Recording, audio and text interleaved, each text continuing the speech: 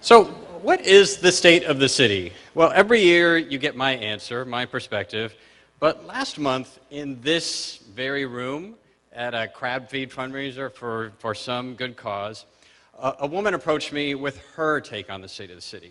She said to me, I grew up here, my family lived in Bright, and then we moved just down the street from the Civic Center, and my parents love both neighborhoods, and I still think back to what a great place this was to grow up. After school, though, I didn't really see a future here, and so I moved to the Bay Area, and that was 20 years ago. And a friend invited me to this crab feed tonight, and I thought it would be neat to see my old stomping grounds and show them around. So I made the drive up here. I got off the freeway, and it felt like home. I recognized, but something was different. Then I turned right off of Jefferson onto West Capitol Avenue, and I had to stop the car. I looked all around, and tears were welling up in my eyes. And I couldn't believe that my hometown, the place that I left maybe out a little bit of shame, maybe a little bit about my future, I couldn't believe what my hometown had finally become. It's so beautiful here. It looks just like she says, it looked just like what my heart had always felt about my neighborhood, finally coming true. So I got here late, Mr. Mayor, because I kept on driving. I passed City Hall, and you know what? There's a skyscraper here. Thank you, Jack Ennis at CalSTRS. There's a skyscraper in our city, in this city. There's people on bikes. There's some kind of amazing stadium that's over there. And then there's this whole area where all I remember playing in the abandoned rice silos that looks like a neighborhood right out of San Francisco. So I had to correct her. I said it's actually right out of Holland. And you know what? I live there. I live there, and the people who live right next door to me on both sides are also both from West Sacramento. They moved from other parts of the city as well. She was beaming with pride and with just like sheer amazement. And we all live the progress every single day, just a little bit at a time or a lot at a time. But she saw the big picture, and she saw it all at once. And it blew her mind. And so naturally, being the mayor, said, you need to come home now. And she said, I'd love to, but I've been checking out the prices on my phone this morning while we've been talking, and I don't know that I could afford it anymore. And in some sense, that encapsulates the state of our city in just the perfect way. But not a single day goes by that I don't hear a story like this, from lifelong residents, from newcomers, in every single corner of West Sacramento. From the perspective of the, as Denise would say, the happy hearts of its people, the state of West Sacramento is pretty awe-inspiring. But those of us who live here might be a little bit biased. So what is everybody else saying?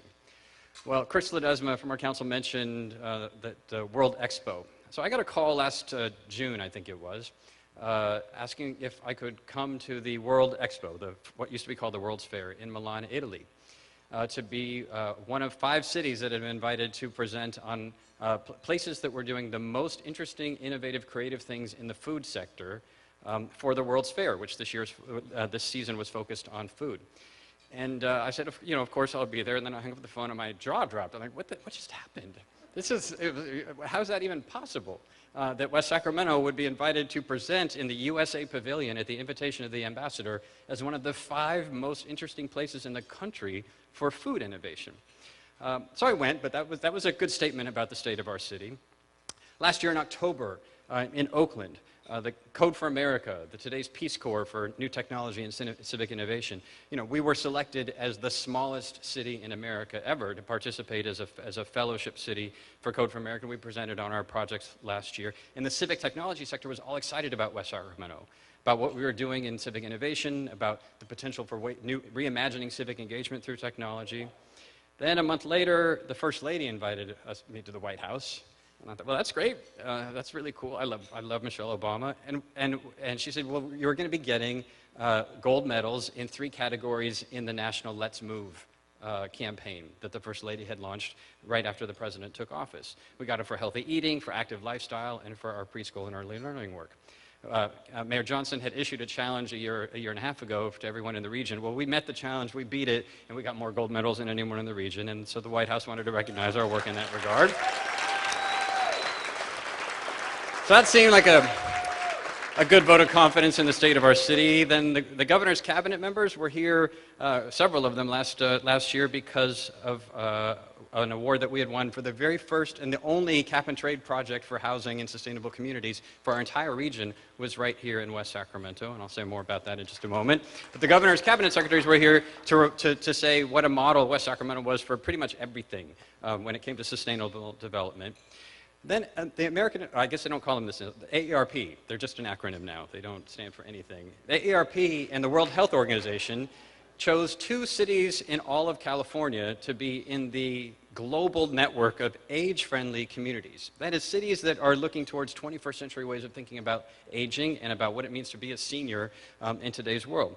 They picked 2 cities, San Francisco and West Sacramento, as 2 of the most progressive cities in this area.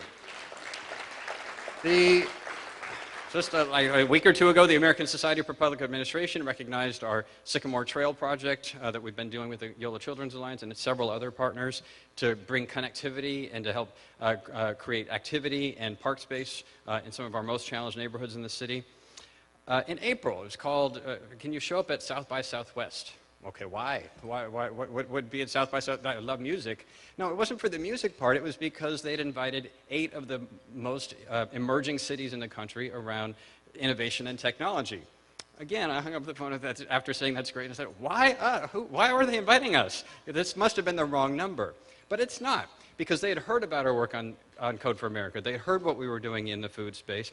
They had heard about many other initiatives that have been launched in West Sacramento and realized that this was a place that was showing more than any other in the country what was possible in a small city.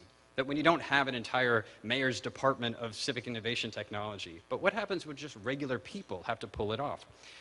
So we went to South by Southwest, and at South by Southwest, on the very first day, LRNG, which is this John D. and Catherine T. MacArthur Foundation initiative that I will definitely talk about in just a moment, around digital badging. But it's one of the most exciting and dynamic technology-based innovations to promote student learning and passion and engagement and success and workforce development.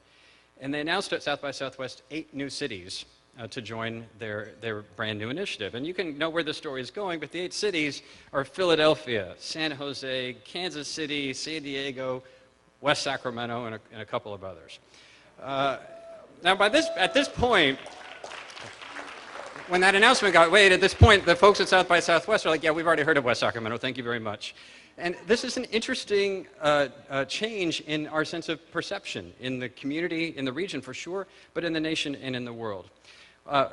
Last June in San Francisco, West Sacramento was recognized for its Future Ready initiative with a national award for the Community Wins program with a big Wells Fargo grant, followed by a statewide competition with PG&E that we won as well. We were selected by the Golden One Center across the river and Juma Ventures to be one of just a few communities in the region, in fact, the only community in the region that's not paying for the arena, to be part of a really exciting project to connect young people to careers. In the fall of last year, the Federal Reserve asked us to come, and the Federal Reserve, not the one in San Francisco, the one in Washington, D.C., said, would you please come and describe what's happening in workforce development in West Sacramento, because you have all these interesting, exciting initiatives, and we want the rest of the country to see these, to showcase them as models for the country. Because Secretary of Labor Tom Perez had said this was the most interesting small city in the country when it came to workforce development. And just in 2 weeks from now, I'm going to be presenting at the Clinton Global Initiative on West Sacramento's world-leading efforts in workforce development. So I've been scratching my head all year because I know what's happening here, and we all do in some sense, but when you go to Milan and all around the country and hear people saying, oh yeah, I've already heard of West Sacramento because of all of these things, this is the place that when we incorporated, we want to be the premier city of the Sacramento Valley on our letterhead, and we kind of chuckled and laughed at each other, like what a ridiculous aspiration that could possibly be. And it turned out to way undershoot the mark. And then actually there's one more that I want to mention, and it's the one that I think is my favorite one of all. So just a couple of weeks ago, Marvel Studios,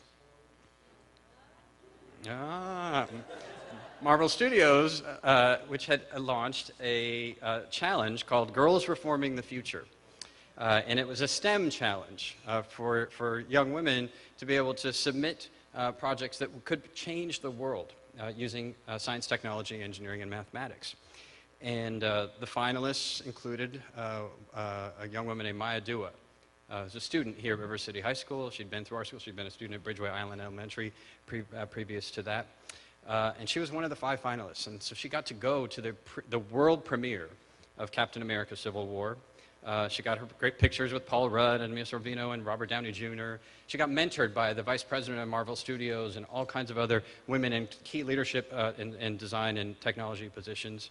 And what she had done was design a seeing eye robot as part of her STEM challenge that could be, at scale, could transform the way folks with visual impairments can navigate the world. She did this in 4 days. She didn't just design it. She didn't just sketch it out. It wasn't just like a nice drawing. She did a prototype. She built the thing, and it works. And so, not surprisingly, Maya won that challenge. Maya Dua.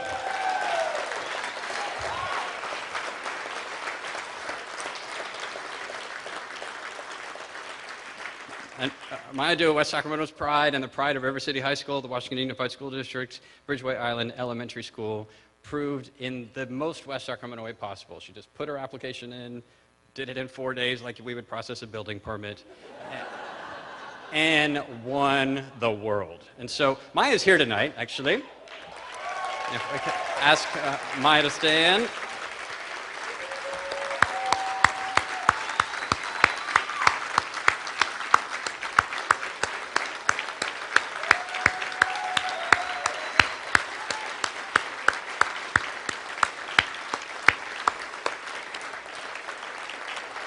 And Maya's here with her parents, Sandy Garcia Dua and Jit Dua, as well. Please give them a hand. So that's my favorite one, partly because I'm just a total comic book nerd, and partly because Maya is badass. If you saw her on Fox 40 or Channel 10, you are seeing a dynamic, powerful woman with an amazing future in front of her, an amazing present already happening. But for the first time, West Sacramento is emerging as a leader not just on sustainable development and placemaking and transportation and housing and physical amenities, but also about how we're helping our people develop too. And you don't have to look at too many other American cities to see why that matters so much. Our core jobs as a city, they're pretty simple. Public safety, roads and sidewalks, sewer, water, parks. Those are our basics. But inequality threatens to unravel our momentum, as it has done frighteningly in city after city in America. Without shared prosperity, without sustained prosperity, our remarkable success in the physical realm is going to be horribly short-lived, and it will be terribly hollow. Being next to Sacramento, but with cheaper land and less red tape, that's not a long-term strategy. That's not the future. That's gotten us this far, but it's not where we must go. If we're going to build more that are than just sandcastles that will wash away, we have to work on our fundamentals, and we have to go from good to great.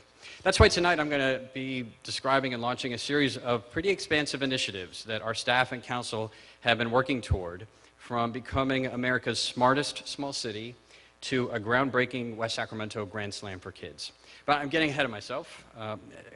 Although if you're playing a drinking game that involves each time I make some big announcement or proposal, please just take a sip. Because we're in for a ride tonight, and the police department will thank you. So first, let's get back to that little curious World's Fair. Like, what would cause the State Department and the U.S. ambassador to the Global Expo and the Italian government to want to see West Sacramento as one of the 5 places? Well, there were a lot of reasons. Part of it was our commitment to the 2 in the farm to fork, our recognition that the processing, the manufacturing, the sensing technologies, the food safety, all of the distribution and logistics are all critical to the farm to fork movement. But also, and primarily, our work on urban farms. The potential of our approach to urban farms, our partnerships with organizations like the Center for Land-Based Learning, but as an integrated strategy around workforce development, around community revitalization and vacant and abandoned properties, around food deserts, that they see this as having tremendous potential in the fastest growing places in the world, in China, in India, in Africa, and elsewhere.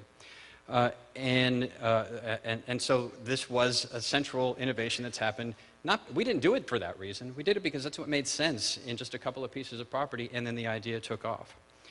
A couple of weeks ago, I was asked to go to Qatar. Actually, I kind of knew where it was, but that's about it when I got the invitation. And they also had invited 5 cities to come to talk with them. And it turns out they're one of the most food insecure countries in the world. And when you get there, you realize why. It's like tiny. It's about the size of our city, maybe slightly bigger, but with basically no place to grow or make food. And they were looking to us as the hub of a region that may be a potential solution to their needs. They're also one of the richest countries in the world, so I was glad to help make the connection. Korea, last year, our city manager in our economic development coordinator made the same trip to Korea. We are increasingly being seen in the world as a potential solution and a potential market for, in order to draw food, not just food itself, not just agricultural products, but including agricultural products, but also all the technologies and finished products that go along with them. And it's why we've been so active in things like the Trans-Pacific Partnership, and why Michael Teal and Greater Sacramento's leadership in convening just last week with the U.S. Trade Representative's office right here has been so important, that our future is tethered to a robust commerce and trade internationally in order to support the farmers and the producers and the manufacturers here in our community and our region.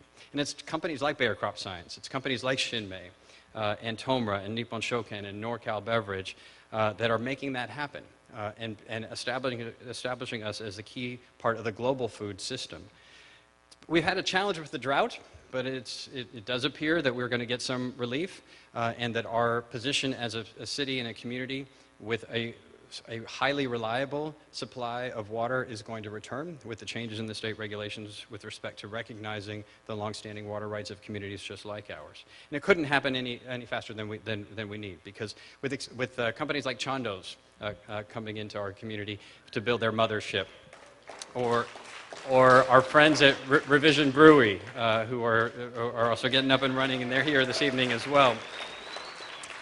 And to me, those are both examples of like what's weird about this place. Because what's remarkable is that we never had a craft brewing sector strategy. We didn't. We never convened a task force to come up with recommendations for how to be the regional epicenter of Mexican food.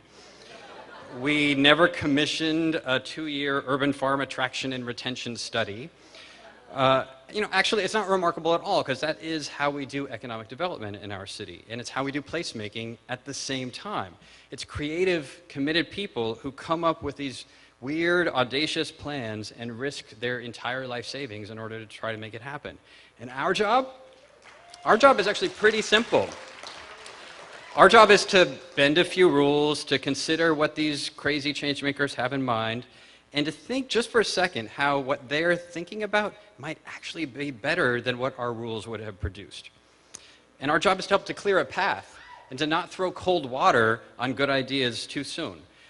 Here in West Sacramento city government, it's a platform to unleash the creativity, the entrepreneurship, the investments of startups, of companies, of nonprofits, of Bridgeway Play advocates, of change makers just like all of you. That's the culture here at City Hall. It's what our city manager enforces every day and has deepened that culture even more.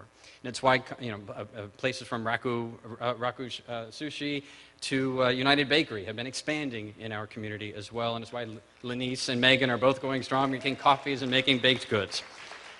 It's why Sail Inn is here and already thriving. And thank you for keep supporting the work at Sail Inn.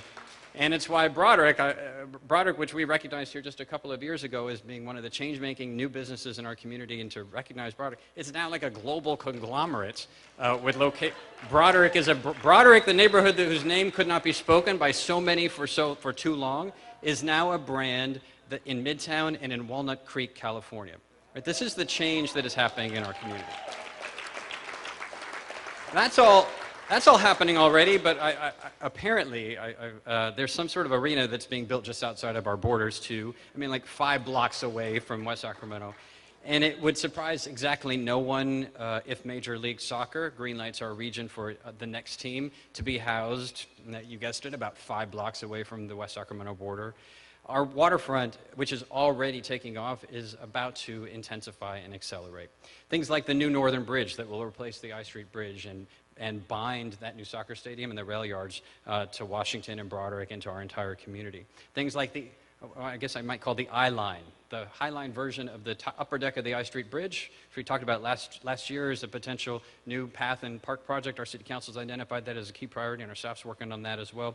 We expect to move forward with an I-Line project that will make the upper deck of the I Street Bridge a regional amenity and an amenity to connect our communities together with a first-class park. So the Washington neighborhood is rising, and that all kind of started in 1987. Now, 1987 was the first full year I came on the city council, and at the time there was a proposal to demolish our very first firehouse in West Sacramento, the old Washington firehouse, which was kind of a mess. And it was falling apart, and we couldn't do anything with it. It didn't meet any ADA standards. We didn't know what to do. And we had a staff recommendation, demolish the firehouse. We voted not to do it. But just based on our hearts, it was a horrible economic choice. We said, well, no, we're not tearing that thing down. It was built in 1938 as a Federal Works Project Administration project, and it's listed as a state historic place. It's the finest example of streamlined, modern Art Deco architecture in the entire Sacramento region. Maybe it's the only one, I don't know, but it's the finest one of that kind of architecture. And so we wanted to save it, and we wanted it to be something that could be for the public could continue to enjoy. And our historic preservation activists worked hard to make that happen. But we couldn't redevelop it because it was too expensive. And so this past year, local developers, DNS Development, I think Bay's here, and Steve, took it on. I see them, yes, they took this project on. They came over and said, we want to do something in West Sacramento. What do you guys want to do? And how can we work together? And we said that project has been our dream since 1987. They said, okay, we're gonna take it on, and we worked together in order to bring it to reality. But they are the ones that put their life savings on the line and the skin in the game in order to make this a reality. If you've driven by it, it's an amazing project already. Deeply respectful of the heritage of the facility, with a nod to the waterfront, reorienting the project, but it will again become the center of the Washington neighborhood. And I'm pleased to announce on their behalf that the operator, the restaurant that will be in the old firehouse, is going to be the Burgers and Brew team. I think are Philippe and Dora here? Yes, they're all with us. Virtually everyone here has been to Burgers and Brew, and we couldn't be happier. This is a fantastic addition to our community, and it's desperately wanted by the neighborhood for sure, and it brings to reality the need for additional food options in the Washington neighborhood, but also really activating the vibrant waterfront that we are creating and taking advantage of the connectivity between the communities and the whole waterfront. So Burgers and Brew, and then the upstairs bar as well. Because this is West Sacramento. So beer on the first floor, an upstairs bar. It will be a jazz music venue called Station Number 1.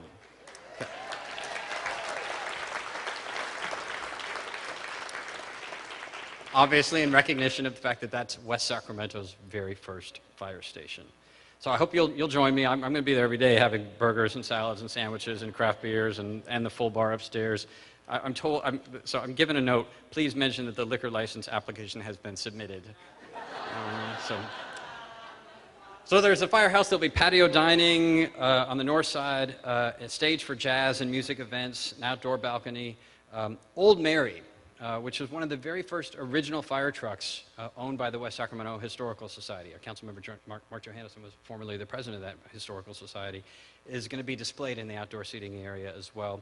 And the original white maple flooring upstairs is being restored, and a local artist called Math has created some unique designs on the bar counter. So it's going to be a fabulous project, and I know we're all going to be supporting it as it becomes the anchor of an exciting district of retail and opportunity and change and vibrancy in the north part of our city. So thank you so much to the team for bringing this to reality and doing it so quickly. This is part of a major renaissance in the entire waterfront. Soon in the summer, you will be feeling the barn as that project comes open. Come on, somebody dared me on Twitter to say that, so that All right, nobody's feeling the barn here. And already under construction is the new Moderns at Eames Walk project, which is the next phase after the Park Moderns. So there's people moving in and more projects in development happening all along the waterfront. And we just won a grant from the region to extend Riverfront Street from the Bridge District around the barn southward into the Pioneer Bluffs area as well, towards the future Broadway Bridge, starting first with a bicycle track. So there's a lot of exciting stuff happening on the waterfront. It will be critical that we succeed in the major project of our infrastructure on the waterfront. That's the streetcar project. That's why I'm so happy that Senator Pan and Assemblymember McCarty are here, and also Sam from Congresswoman Doris Matsui's office. You've heard me say this before. Doris Matsui, our congressman, is the project manager for the streetcar project. This project would have died 1,000 deaths if it were not for her tenacious leadership and for her inspiration, and for winning support from the president in his budget for a $75 million authorization for the project and approval by the Federal Transit Administration. We have made huge strides since a year ago today in the approval of that project. So we're working to tie up the last financial loose ends in order to bring it to reality. But we are very excited about the momentum around that project and deeply grateful to Congresswoman Matsui for it. It'll be joined next year by Bike Share, which we'll be launching in the region. But by the region, I mean Sacramento, West Sacramento, and Davis. So we'll have several bike share stations here in our community. That is slated for the middle of next year. We also secured regional funding for a lot of other local transportation projects, the most of anyone in Yolo County. And one of those is just over $1 million for the Sycamore Trail extension and the bridge project over the freeway that'll connect the Westfield neighborhood and Westfield Elementary and Westmore Oaks Elementary to more neighborhoods and to all the amenities in all parts of the city, creating a safe north-south route for kids and families and others that don't feel like Jefferson's the best place to be taking a stroller or a wheelchair or a bike. This is going to be a fantastic project. And as I say, in July, we were the sole winner in the whole region of the cap and trade funds for affordable housing and sustainable development. That was in July. 3 weeks later, we were moving dirt and starting construction on that project after getting approval. And the new West Gateway project at the corner of Tower Bridge, Gateway and Garden and Risky is almost done. So the rest of that cap and trade money, in addition to supporting that project, is going to support transportation improvements throughout the Washington waterfront districts that'll improve walkability, bikeability, and connectivity.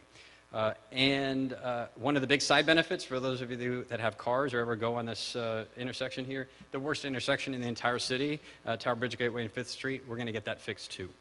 So that project only happened, we won that project because of our commitment to affordable housing. It wasn't that we had the prettiest renderings. It wasn't that we had, the best cover page. It's that we have one of the strongest commitments in the state to affordable housing. And the governor's cabinet secretaries were here to tout West Sacramento as a model for affordable housing investments and for prioritization. But it's not enough.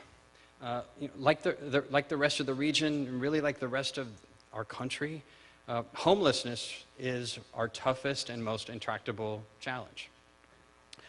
Both for those West Sacramentans who have fallen through the cracks into homelessness, and also for so many community members who are experiencing the impacts from widespread homelessness in our town. And Mark Johannesson on our city council has been toiling away at this issue on behalf of this community for year after year after year, but he's never had the help or the resources or the consensus that he needed to really move it to conclusion. Most West Sacramentans, like most Americans, say that more services, more housing, but especially mental health services, if we could just do that, we would end homelessness. If we could just provide some additional services and maybe some housing first, we could do it. And that's because most of West Sacramentans know the struggle. I mean, we weren't a rich city. We still aren't, but we definitely weren't a rich city 20 years ago. We know the people that we see on the streets and in the parks and on the waterfront. We see and we care and we feel helpless, and we want to help. And we see pain. We don't see the crime. At the same time, most West Sacramentans, like most Americans, want much more comprehensive enforcement to protect public safety. They're the woman in the Washington neighborhood who lives alone and keeps finding homeless men on her porch or in her backyard, and who lives in a constant state of fear and anxiety in her own home. And it's our constitutional and moral duty as a city to protect her. They're the parents who take their toddler on her first bike ride with training wheels on, riding together along the Riverfront Trail here in the community, riding right alongside Dad with her new baby brother in the stroller, who have to stop abruptly on that public Riverfront Trail, turn around because a group of homeless folks have strewn all their belongings across the entire trail and there's no way to get through, like a blockade. That trail is for the public to use and to enjoy, and it is our constitutional and moral duty to make sure that no one privatizes it and that no one shuts everyone else out. They're the immigrant family who has braved war and extreme hardship to get here and to become part of West Sacramento, who've put all of the modest life savings that they have left after making the trip into opening a small restaurant, only to find that there's a camp that's engulfed the alley behind them, preventing them from getting their food shipments and their supplies delivered, and making their customers wonder whether they're going to come back for a second visit. Both of those stories are us. Most people who come to our public meetings say more services, mental health, housing. Most people in the community who send a private email or make a call say more enforcement, arrest people. And it's the same people. It's us. It's us. And so when you wonder, why isn't the city doing what I want about this problem? One of the reasons is that what we want are fundamentally opposed ideas about what our humanity is all about and what we expect our lives to be. Yes, it is the truth that the city's job, compared to the county or many of our other partners, our number one job, and Bill Christoph will remind us of this, is public safety. It is. And enforcement is job one for us as a city agency. But we know that enforcement alone doesn't work. Services matter. And the county has been a champion in delivering improved services in our community, very much thanks to Supervisor Oscar Villegas. But mental health services, it's not like a counselor comes from Woodland and like some sort of televangelist lays their hands on a homeless individual on the waterfront and suddenly there's no more mental health problem. It is not magic. None of this, neither services nor enforcement are magic solutions, right? And too many of us just want instant solution to a problem that is so complex that no one has really figured it out. Even Housing First, which we've been a strong supporter of in our city, which helps to bring shelter and change the lives of the people who it serves, the research shows that the overall incidence of homeless does not change in a community with improved housing and shelter. The lives of the individuals who get housing and shelter do change dramatically in significant ways. But it's not the solution by itself to homelessness. So we have to get beyond the idea that there's just one answer, or that maybe we'll try one answer today, and then if that doesn't work, we'll try the next one. Maybe we'll just arrest everybody today, and then tomorrow we'll send out 1,700 mental health counselors for one day, and then the day after that we'll offer housing to 6 people. That's not working. So this last year, we partnered with Yolo County, who took the lead along with many, many, many nonprofits and other agencies in our community and in our county on the Bridge to Housing project. And in that project, brought together several of these strategies. Enforcement was number one. The West Sacramento Police Department cleared a homeless camp, an illegal homeless camp on the river that was unsafe conditions for folks to live in, and that was preventing other members of the public from being able to use the river. So enforcement. Moved into housing, a converted motel just down the block from here that we provided and made available to each one of the folks who had been cleared from the camp. So it was enforcement plus housing. And then the county and its partners brought forth every possible service that they could in order to help in an intense way these individuals make it out of the cycle that they had found themselves trapped in. And it worked. 53 of the homeless individuals that lived in the dangerous camps along the river completed the Bridge to Housing program. That's most of the people that were in the camp right before that. And 38 of those 53 got into permanent, secure housing. And Supervisor Oscar Villegas tells me that of those 38 people who made it into housing, 33 of them are still housed 15 months later. Now, in the tragic world of homelessness policies and interventions, that is an unparalleled success rate. But Bridge to Housing was a demonstration project. The entire county, including every staffer and supervisor, cannot come into West Sacramento every single day. We don't have an unlimited number of motels that are ready to open their doors to become shelters all at once. And so that itself cannot be scaled. But what did we demonstrate? Well, we demonstrated that integrated approaches, balanced approaches, can work. They don't solve everything. They're not the perfect solution, but they can make a difference. We learned that if you don't allow anybody to get their simplistic, unfettered ideologies, and nobody says, let's just try this one thing first and then see what happens, that we can really make a difference. And we will. And so what I'm proposing that we consider at the council is a significant initiative in our city with real resources, the kinds of resources that Councilmember Johannesson has been pushing for in order to support a fully integrated approach with all three legs of the stool, with housing and shelter for West Sacramento residents who have become homeless, using partly our own funds, not just federal dollars, so that we can focus on our residents in our community that have fallen through the cracks. Support for services, for mental health, for employment connections through the county, and us supporting the county and making that happen. Our goal is not to make homelessness comfortable in our community. It's not to make it ubiquitous, and it's not to make it acceptable. What we are trying to do is to make it possible and easy to exit homelessness, and at the same time enforce our laws that protect public safety. That means we are going at camps and vandalism and trash everywhere and creating safe spaces for people in our community, for children, for the single woman in Washington, for the rest of us to be able to enjoy our community as well. But only the three-legged stools can work. So we have two objectives and two objectives only. Reduce the total number of West Sacramentans that are living on the streets, in drainage canals, in the shrubs, in the shadows, by bringing them home. And reduce the impact of homelessness on that woman who lives alone, that toddler riding her bike, and everyone else whose safety we're sworn to protect. I'll be honest, I was not sure we could have any hope of getting this done. I've been one of the biggest skeptics on the city council that we could do something here, because so many every other city has failed at the larger challenge of reducing homelessness. But Bridge to Housing proved me wrong. And this isn't a matter of we just have to try something, anything, because we don't do that here if we're not going to get an outcome. We don't do the let's just try something for symbolism. No, we have to make real sustained progress, and we can. And so we will. So I'll be asking the City Council to invest in exactly those initiatives that have been scoped, but together, the three-legged stool, to really finally reduce the incidence of homelessness in our community, help West Sacramentans exit homelessness, and reduce the impact on public safety. Now,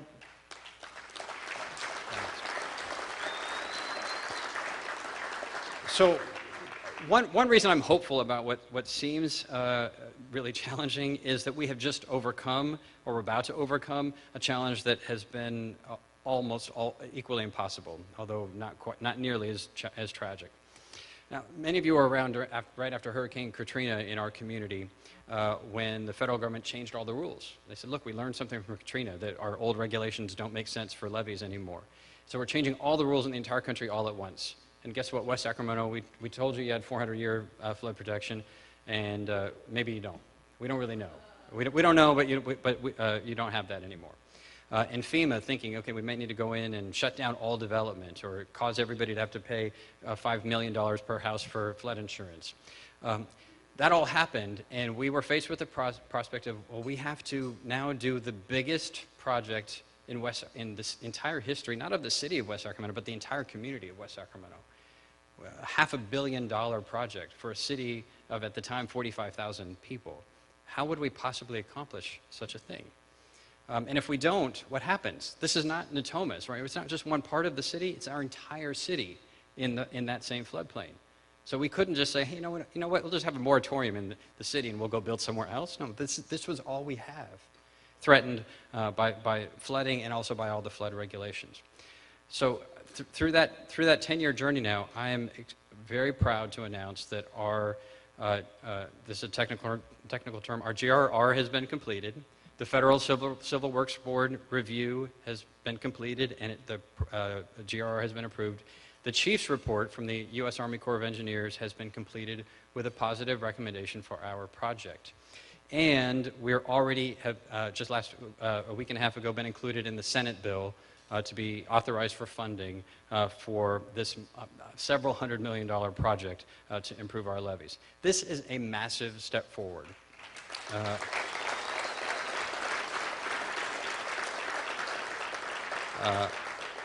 For our safety and for our economic future, and it has required the heavy lifting and the dedication of people in the community, the taxpayers who have voted to support so many early projects, by Councilmember Christoph, who has led both with us and through the West Sacramento Flood Control Authority on this work. And we need your help to get this thing all the way across the line. So as I said, we're in the Senate bill. And the U.S. Army Corps of Engineers is signed off on our project, so we expect if we get through the Congress, the President will sign our authorization. But we need the House too. We're in the game. This has only been possible because, you guessed it, Doris Matsui has been, she meets with us every Thursday to tell us, okay, who's doing this, who's taking care of that. This project is here because of Doris Matsui's leadership and her tenacity and her work. But we need her colleagues in the House to agree to put our chief's report into the House version of the bill as well. So we need to get to the chairman of the House Infrastructure Committee, Bud Schuster, who's not from around here. But we need a bipartisan push. So frankly, if those of you who know Representative LaMalfa and others in our region, we need folks to communicate to Representative Schuster that this project matters and it's important and we need to get it authorized and funded. So this is an exciting development, but we've got to get this one last past the finish line. We're already underway. We haven't been waiting while we've been doing the studies. We've already done lots and lots of projects all around the city, and we're about to begin the massive Southport Sacramento River project that Mr. Christoph and many others have been leading, that will, when at completion, bring us to just about halfway of the entire flood protection project that we've been studying for the last several years will be completed. And so our protection is underway, but this federal piece is the last critical one. Now, that Southport project is going to do a couple of other things. We volunteered to be one of the demonstrations for the entire state of California around how you might do levees differently in ways that respect the natural geology of the river and allows the river to meander and uses setback levees. And we agreed to do this in part because, well, we agreed to do it because we needed the money and the approval. So we did that, but it's also a good idea. It is the right thing for floodway protection, but I'm not going to lie, we needed the money to get this project done. But here's the thing. Part of what that means now is that along the Southport Levee project, we will have acres and acres and acres and acres of new open space in our community that will have tremendous potential for public use and enjoyment of a waterfront that right now has South River Road on top of it, but that will now have so many opportunities for recreation, for reflection and appreciation of the natural legacy that we enjoy here in our community. And so the City Council has declared that we are going to move forward with a first-class, world-class trail system that's anchored in this part of our community. But it isn't just that part of the community. That includes the main drain, that includes Sycamore, that includes Pioneer Bluffs and the Clarksburg branch, a network of trails that would have been unimaginable in our city just 10 years ago. So I look forward to what will be one of the most significant trail systems, I hope rivaling the American River Parkway coming soon as we build out that levee system. Now, our roads are also important.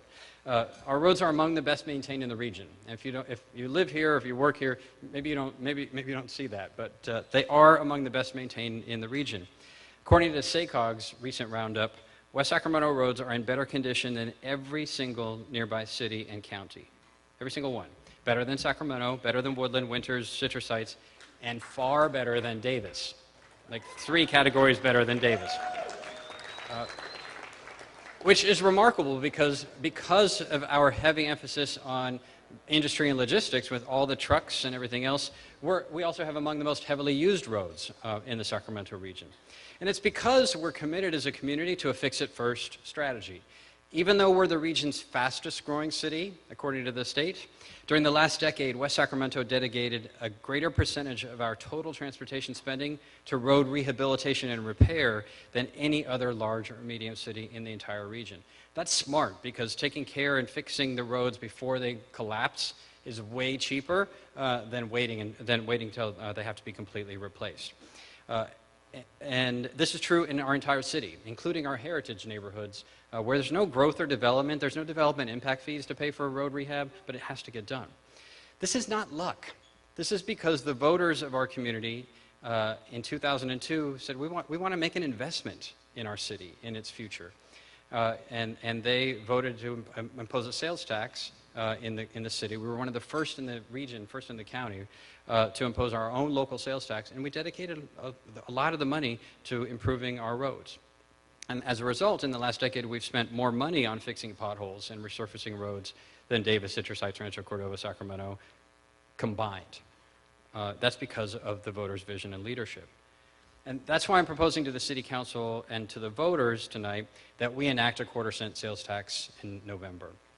And our sales tax already is relatively low. Even with a quarter-cent increase, our sales tax would be the same as Woodland, and it would be less than Davis and far less than Sacramento. And since Sacramento and Placer counties are already going forward with tax measures in November, even with a quarter-cent increase here, we would still have one of the lowest sales tax rates of any competing area in the entire region. Those of you who are from anywhere else in the region are probably ready for me now to give the "we need a tax in order to preserve our essential services" pitch. You know, if you don't do this tax thing, then we won't be able to keep the parks open. We're going to shut down the fire stations. Pleas of desperation. That's not West Sacramento. We keep our fiscal house in order. The City Council is very fiscally prudent and conservative. So that's not us. And our city manager, our department directors, our staff don't allow spending to get out of hand, and our citizens wouldn't allow it either. We used to be one of the poorest cities in the region, and we remember, and we're not going back. So we spend our money wisely. So I'm not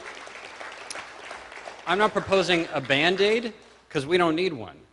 This is just a straight-up return on investment play to strengthen our local economy, to lock in the wins, the remarkable wins that we've achieved, and to share and to spread prosperity throughout every neighborhood and across generations, and to beat some of our weak spots in the city. Now, it won't change what we pay, because as Assemblymember McCarty and Senator Pan can tell you, the statewide sales tax is going down at exactly the same time by the same amount. So it would leave our the actual sales tax in the community the same. It just changes who's getting that quarter-cent. And it's not one of those, if you would just give up your fancy coffee drink every day, you could pay for this tax. It's not that at all. It's a quarter for every $100 that any of us spend. Just a quarter, 25 cents on $100. So, then there's the West Sacramento secret. And that is that most of us, like the people who live here, we don't pay most of the sales tax. All right, when the sales tax, we don't pay most of it. Of the top 10 sales tax generating businesses in West Sacramento, as a local resident, you can only walk or drive up to 2 of them and buy something. Just 2 of them. Now, this is all proprietary, so I'm not going to name any names, but just 2 of them of the top 10 could we go and shop at well, and most of us do. But just 2 of them. The rest are selling gas, parts, and equipment, not to us, but to each other, and to businesses outside our borders, and sometimes in other states. And even at places like IKEA and Walmart, the vast majority of the sales tax revenue comes from people who don't live here. Because I know when we go there, we see each other and we think it's full of West Sacramentans, but no, it's mostly people that don't live here. And so it's our great blessing and bounty in West Sacramento that the sales tax is really a foreign tax that allows us to support our work here in the city. And it's partly why the voters in West Sacramento have overwhelmingly approved local self-help sales taxes every time we propose them. First in 2002 and now, then in 2008, because they wanted to invest not in basic services, because we're supposed to take care of that with our regular budget, but in strengthening our economy and in growing that base in order to support public safety, parks, and the rest of our work. And that's why if we move forward with it, if the City Council agrees to move forward with the sales tax and the voters approve it, I propose that our first investment be in those geese that lay the golden eggs. The businesses and commerce that depend on those roads in order to move their stuff around, in order to take shipments of Go Girl from NorCal Beverage to the rest of the world. right? So our first job, like it was in 2002 at Mr. Christoph's proposal, our first job with the sales tax, because of where it comes from, is to support road rehabilitation and repair, and to help us to make sure that we maintain our competitive position for that kind of development and growth. But it can also be used to support that comprehensive strategy to reduce homelessness and the impact of homelessness on residents, which residents in our community continuously identify as one of their top 3 priorities, and one of the top 3 things that makes them decide whether they're happy to be here. And so we've got to do it. We also need to invest in transportation and mobility beyond just roads. Councilmember Ledesma reports pretty much every week on some of the challenges that we're facing with our legacy transportation and transit systems as our representative to the Yolo County Transportation District. Transit ridership has been down and down and down. Paratransit ridership has been up and up and up and up. Paratransit being extraordinarily expensive. Could we do something different? Could we do something that takes advantage of 21st century technology? In some cities, paratransit has been partially replaced by Uber Assist or Uber Access. Instead, in some cities, paratransit per ride costs $50 per ride. This is not to go to San Francisco Airport. This is $50 a ride to go from the equivalent of Southport to a medical appointment, or to church, or to see the grandchildren.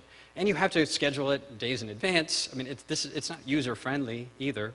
It reminds you that you lack mobility, and then it's an incredible burden on the ability of the transit system and able to support. So could we use more smarter technology-based solutions to mobility? So he's been asking us that question, and the answer is yes. Other cities are doing it, not around us, but we could be the leader in this region in order to move forward with smart mobility for all of our residents.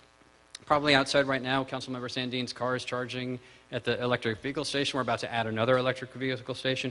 Councilmember Johannesson has one of the fuel cell vehicles, the hydrogen fuel cell vehicles. That's one of the hits in the town as an example of new technology. But we're already one of the leaders in smart mobility, and we need to take it further to solve issues like parking with better sensors and better mobile applications.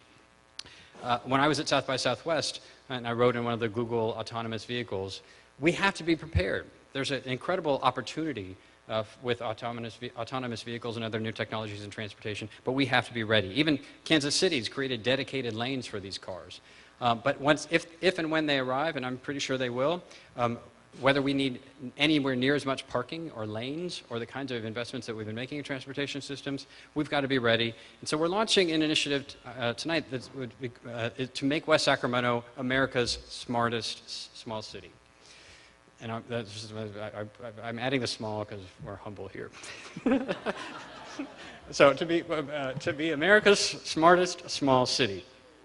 Leveraging the work that we've been doing with Code for America at South by Southwest, with some of the mobility ideas that we just talked about, with the Internet of Things, with connected devices, with smart sensors, with big data analytics. Councilmember Johannesson and I have been pushing hard on some of these issues, and the whole council has been enthusiastic about moving forward. We already launched West Sacramento Connect, our mobile app that's first in the region that gives citizens the ability to engage and get services. We were recognized by the federal government for our Flood Challenge digital game as a way to engage young people in flood work, but also to create Wi-Fi hubs that can extend broadband around our city using things like streetlights, which has been a key priority for Councilmember Sandin. To look at questions like, what is the best use of this park? Should it be a dog park or a tot lot? Well, could we use sensors, better sensor technology to see, well, what kind of use is it actually getting beyond simply having a public hearing? Could we use better approaches to law enforcement and body cameras and the whole range of options that are available to us that many cities around the country are experimenting with and piloting, but we could be first in the region to do so. Not just as a consumer, but as a producer, a lever and a platform to grow a whole new sector in our community and our region, which in what Forbes says is a $1.3 trillion opportunity. That is smart cities. We're already doing it. We are partnering with the city of San Francisco and their Office of Civic Innovation on a new program called Startups in Residence, where we bring startups, private startups, into the city, into city government, and say, come live with us for a while as you're building your product, and we'll work with you. You'll test it on us. We'll be able to figure out how to make it work. We'll get first shot at it. And it's a way to break that line between the public and the private sector to create true synergy and true innovation. So Rockstar is working with our fire department to streamline records maintenance and so that fire personnel know the layouts of buildings before they arrive. Appledore is a startup working with the police department. It's working on a tablet-based application to connect the homeless with services that they need in the field. And Mosaic is also working with our investigations unit on an application that allows detectives to share files and documents and work collaboratively on major cases even when they're not in the police department. So we're doing this already, but it will also take a tech-enabled workforce. And that's why the work that Code for Hood has been doing in our community with the strong leadership of Councilmember Johannesson and the Washington Unified School District has been so important at activating coding and technology-based education throughout our community in every neighborhood for every kind of child. Every child that wants to be the next Maya Dua and win the Marvel Challenge. Councilmember Johannesson has been working on a Maker's Fair in order to bring this to life.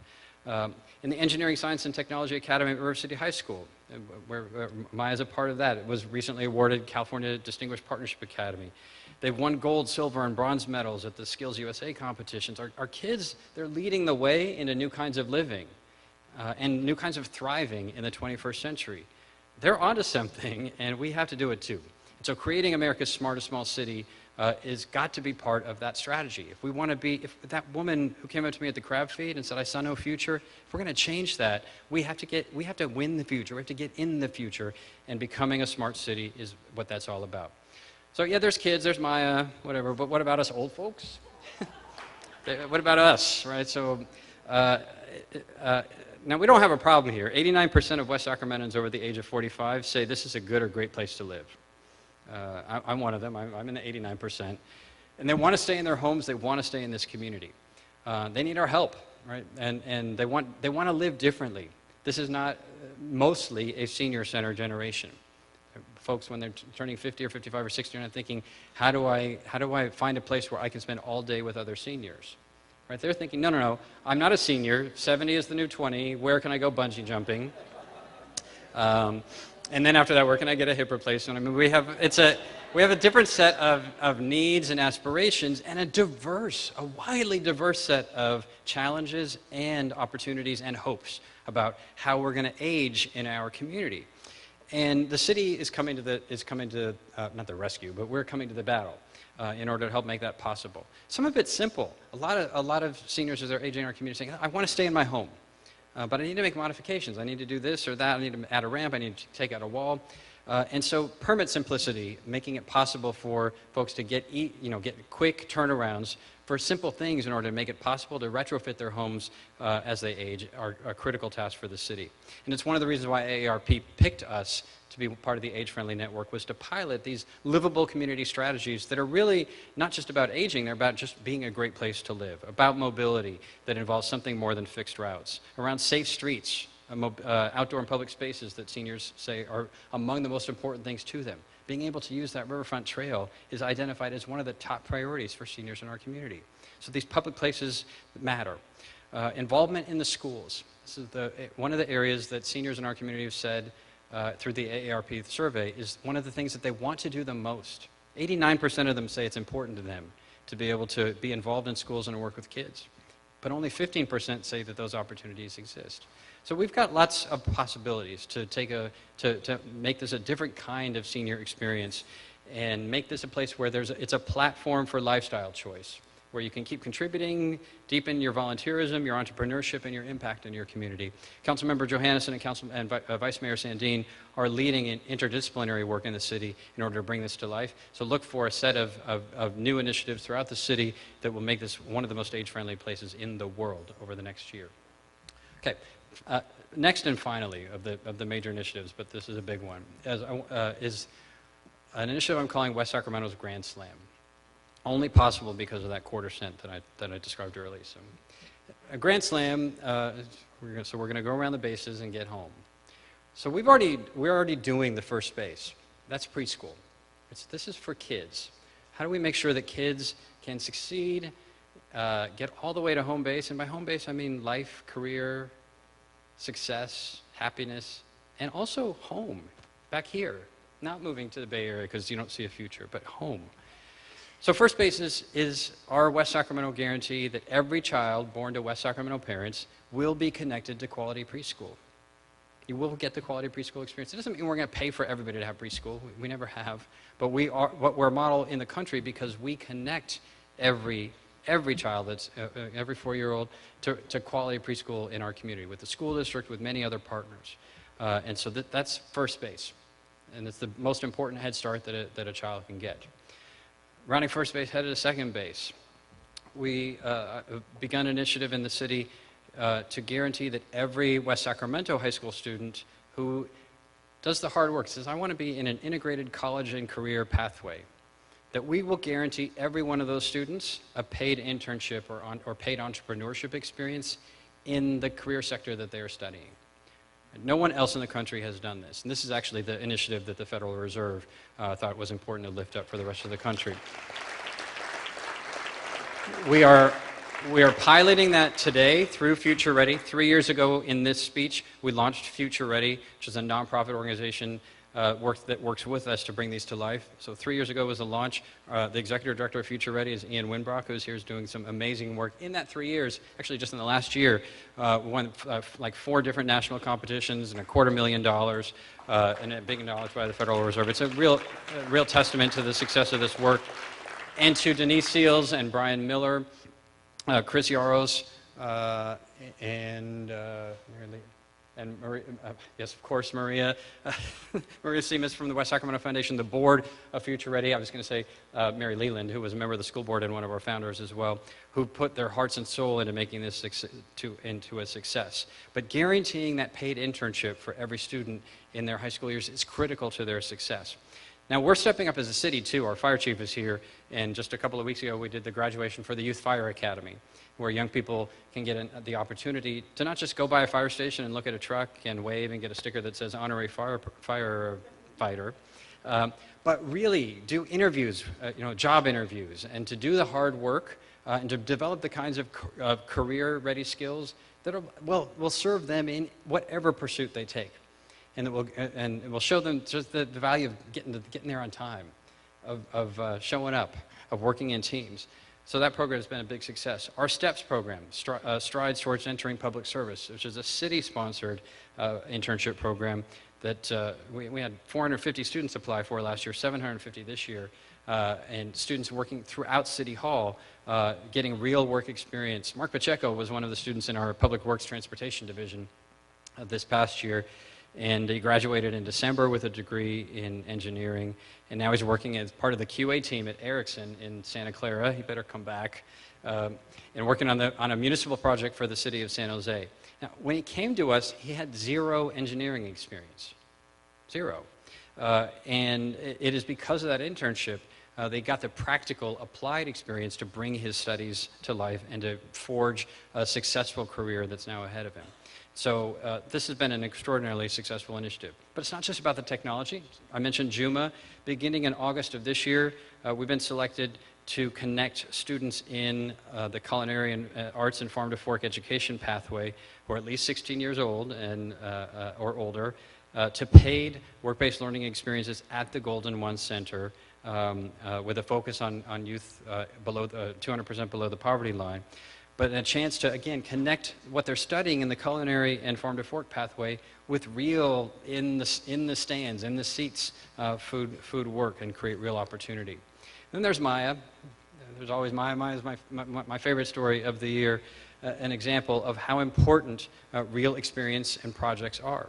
The internship that she has won at Marvel Studios is going to change her life. Change the trajectory of what's possible for her and for everyone else around her, for every other student that now sees what is in the possibility horizon.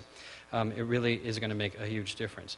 And so that second base is guaranteeing that every West Sacramento high school student that's in one of these college and career pathways, like the STEM Academy at River City High School, will be guaranteed a paid internship or entrepreneurship experience. Now, we're only able to do this because we've had committed support from local companies who stepped up like that in order to bring this to reality. Miyamoto, CHQA, Micromidas, Wallace Cool, Clark Pacific, California Fuel Cell Partnership, our employers, they get it. They have one of the most severe skill gaps that you can imagine, in a community that has one of the highest rates of unemployment that you can imagine, and it is exactly this kind of program that's essential. So we're asking those of you from other companies to join those founding companies in order to make this internship guarantee possible, make it possible, and also to host teachers, teacher externs, who can spend a couple of weeks or a couple of months at your work site, learning more about how to apply their curriculum in the classroom, but also helping you to design internships for young people and connecting the real world to the classroom. We started doing this last year, and it's been extraordinarily successful. This all matters, though. You have to put it all together. And I mentioned that we are one of 8 cities that's been selected to join the LRNG network of communities across the country that are moving forward with something called digital badges to activate learning that happens all around our community. Because today's learning, it's very different from at least when I was growing up. Learning meant you went to school, you got home, you walked home from school. I watched, I don't know, Bob Newhart or something, I don't know, and my mom had left some food in the refrigerator. That was it. I also, played the oboe or something, but that was there's all this going on. But not today. Today's learning is everywhere. Kids they have almost unlimited learning opportunities in every possible way and every possible moment of their life.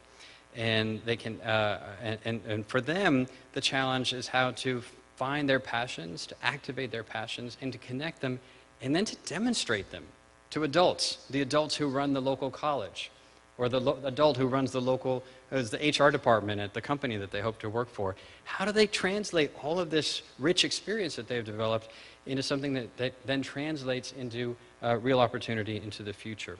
So we're becoming a city of learning to accomplish that.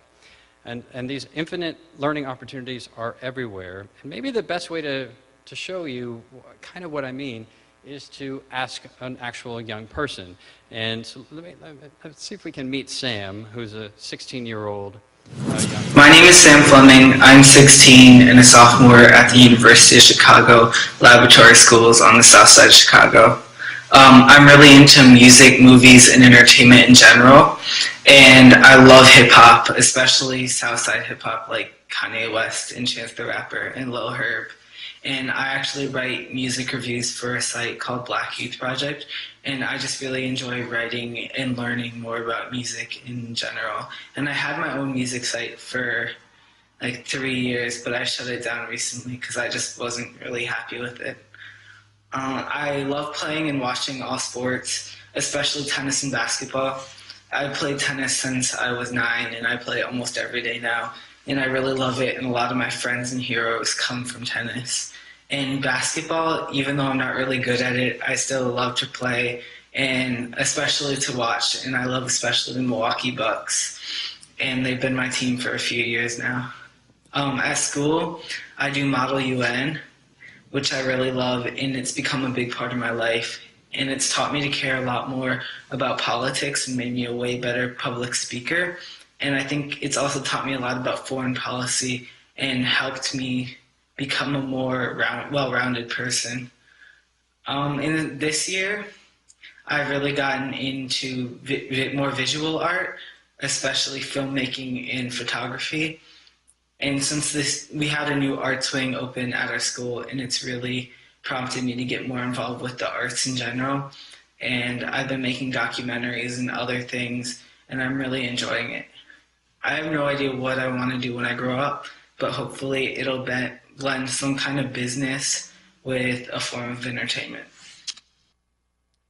All right, so now I turned to Sam because Sam's in Chicago, and Chicago was the very first of the cities of learning, and we were in the next class. But what Sam's journey is an example of what a typical young person's life is like today. Not going home as a latchkey kid and watching Bob Newhart, but doing all kinds of things, being connected to all kinds of publishing, making movies, writing reviews, trying businesses, little businesses, and seeing if they can succeed or fail, taking different turns. These represent, in some sense, the kinds of digital badges that we're describing. Like, how does Sam then say to a college, don't just look at my SAT score, here is who I am. Here is what I've done. Here's demonstrations of my passion, of my tenacity, of my creativity. right? This is what the future of education and learning has to be about, is student-centered, where the student can demonstrate and show and connect all of this abundance of learning in ways that then can matter into their future, that can be a guide and an accelerant to their future success. That's why we joined LRNG in this network to produce digital badges that provides the structure, the nudges, the paths for these journeys of success that young people are going to have. Because you saw, Sam doesn't know what he wants to do, but I'll bet you're pretty confident he's going to do okay. He's going to do all right. And there are so many young people like that. Even Maya. You now know Maya as the Marble STEM Challenge winner. She's also a wrestler, right? And she's also just like super cool. She's involved in, she lives her life in the same journey of constant, abundant learning. Making her passion and her talent visible is our job then. And employers are still relying on like one piece of paper that's self-reported, bragging about excellent communication skills. Right? That's what so many employers, even in our own community, still rely on. And colleges have a single essay, hoping that that one essay is going to unlock the secret potential of the student in some way. And so we're trying to connect, first issue badges in our community to students for accomplishments and achievements in parts of the journey that they finish. So if you do a summer reading program at the Yolo County Library, well, issue a badge that marks that you actually, and validates that you actually did that.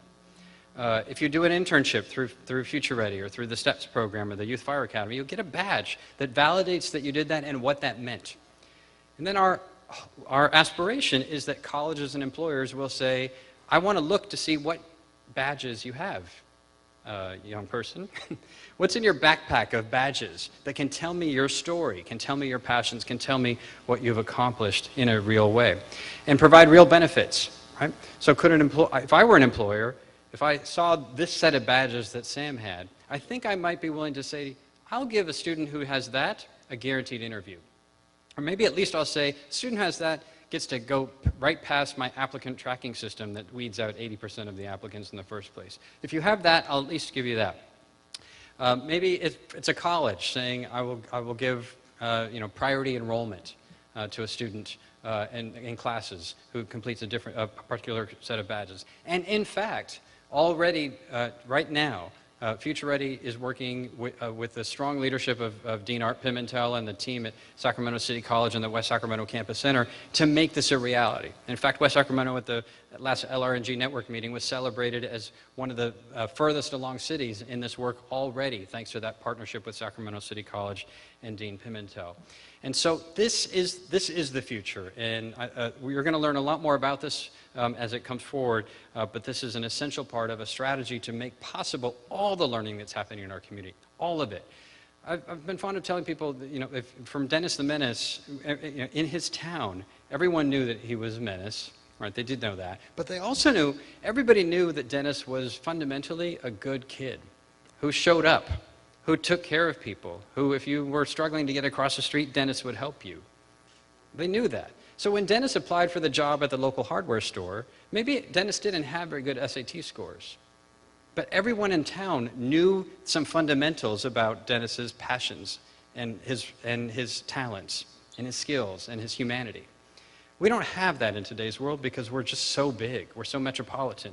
But this system of badging can help us to bank that social capital that Dennis the Menace always had in ways that can activate real opportunity for young people in our community.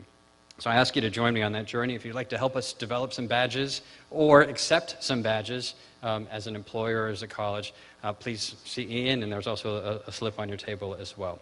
So that's just the running of the bases, right? The badges are just helping get from base to base. But finally, the third base in the West Sacramento Grand Slam for Kids, and that's the college promise. So I'm proposing to the City Council that we guarantee that every young person in West Sacramento, that if they get prepared for college and career, that tuition isn't going to stop them.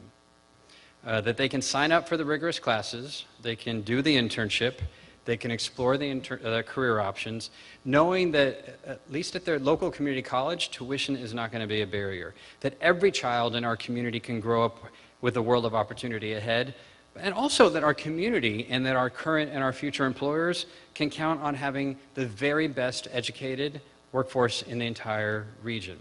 Now, a century ago, high school was, the idea that everybody should finish high school was like a foreign concept, right? High school cost money, hardly anybody went to it. But America busted out on the world stage largely because we made a choice that everyone in America should have a high school diploma. We made it universal, and we made it free for everyone. Not because we were in a charitable mood for young people, but because it was essential to our global competitiveness and to the Industrial Revolution. Today, there are virtually no good jobs, no family-supporting jobs that can be had without something beyond high school. It doesn't always mean a four-year degree, although a lot of those scientist jobs at Bayer Crop Science do require a four-year degree or more, and they're fast-growing, and we want more students to get a four-year degree in our community. But it can mean an associate degree. It can mean a certificate in a fast-growing occupation. It can mean an apprenticeship with a labor union in one of the trades. It can mean lots of things, but it means more than just high school today. Now, what I'm suggesting is not an Oprah-style, free college giveaway. Everybody gets college, just go. Because the truth is about community college is that most students never finish it. They don't finish anything, not a degree, not a certificate, nothing, never. But there is an abundance of evidence, and there's a broad consensus about what does lead to success for students. For that 20 or 30 or 40% that do finish, what is it about them that makes that possible? And we know it means enrolling at least half time. You don't just dabble in college for a little bit. You enroll in half time. You stay with it. So if you're in college in the fall, you stay in the spring. You don't pop in whenever you feel like it. You make steady progress, and you enroll in an actual program. You don't go to college with the idea that I'm just going to, for 4 years, I'm going to discover myself, but really that you enroll in the nursing program or the transfer program or in the welding program, but that you're in a real program of study, pursuing an actual degree or a certificate or transfer, not wandering aimlessly. And that you get all the help that you need by filling out the financial aid forms and the tuition waiver forms and everything else. And most important, that you enter prepared, that you did your job in high school to be ready to study at a collegiate level. We're seeing so many initiatives happening in our schools in order to accomplish that. You heard earlier about the middle college high school plan for West Sac Early College Prep for dual enrollment, so students can complete an associate degree along with their high school diploma after completing 4 years in the middle college program. That's a huge step forward. But we can do the same using the college promise in order to not just provide free tuition, but to use the opportunity for a debt-free, tuition-free education for young people who agree to meet those high standards on behalf of our community and to succeed at completing their dreams and also in producing the workforce of our future. The Grand Slam for Kids here in West Sacramento, that's going to be the first in the nation. It'll make West Sacramento the best place in America to grow up, the best place to raise a family, and combined with reducing homelessness and moving into the vanguard on smart city technologies, it will make us a national magnet like Austin for a talented workforce. And for the companies and the jobs that could go anywhere in the world, from Chennai in India to Alabama, they could go anywhere in the world, but they need high-skilled workers who live in vibrant, livable communities, because high-skilled workers can live where they choose. And it will ensure that our prosperity is built to last by making sure that it's spread all across our city. So it's a big agenda, but we can make it happen. It couldn't happen anywhere else, at least not in a city of our size, but that it will happen here in West Sacramento, I'm very confident, because it's the city that produced someone like Denise Seals. Because no one exemplifies the crazy audaciousness of what I just outlined, in which the city managers are than Denise Seals.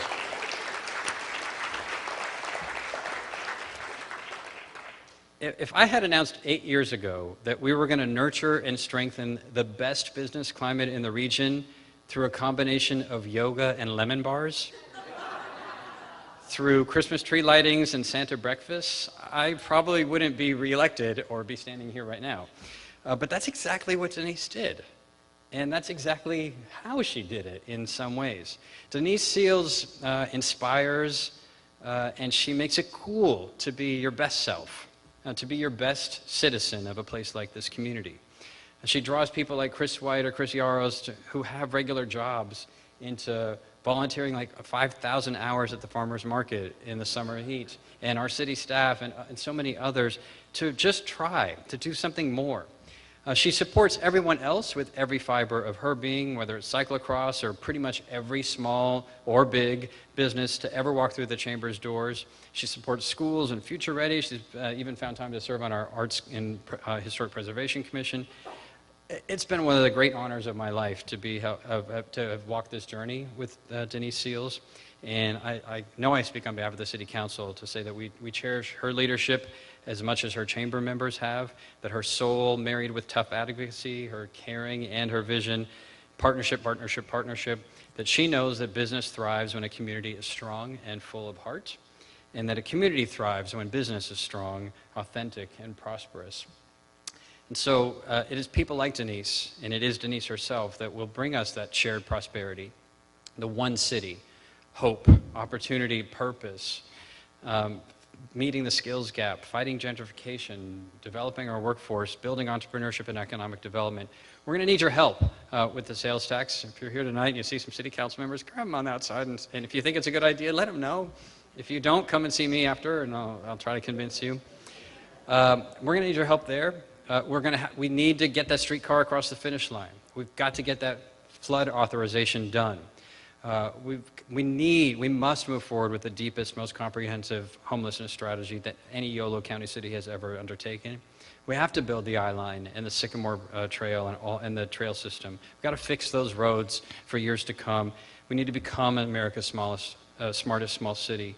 And that grand slam for kids, first base at preschool, second base at the guaranteed internship, third base, college promise, all the way to back home, where you're truly home, career, life, and community ready. Where leaving our town and to find life and opportunity elsewhere may have felt like the only option for that tearful but wonderful woman I met at the crab feed right here. With your help, we're on the verge of ensuring that her story is the destiny for no child in the future. West Sacramento's emerged on the regional, national, and international stage with opportunities for investment, for commerce, for vitality and livability that would have been unimaginable not just 20 years ago, but like 5 years ago. But we're living on reputation right now. We have an incredible reputation for potential and for possibility because we've delivered on what we've achieved so far. But now we all have to step up and make the unimaginable possibilities into everyday West Sacramento. We always have, and I know we can. Thank you for being a part of our success. Let's move on to West Sacramento 3.0 and really deliver on behalf of our community. Thank you so much for being a part of tonight.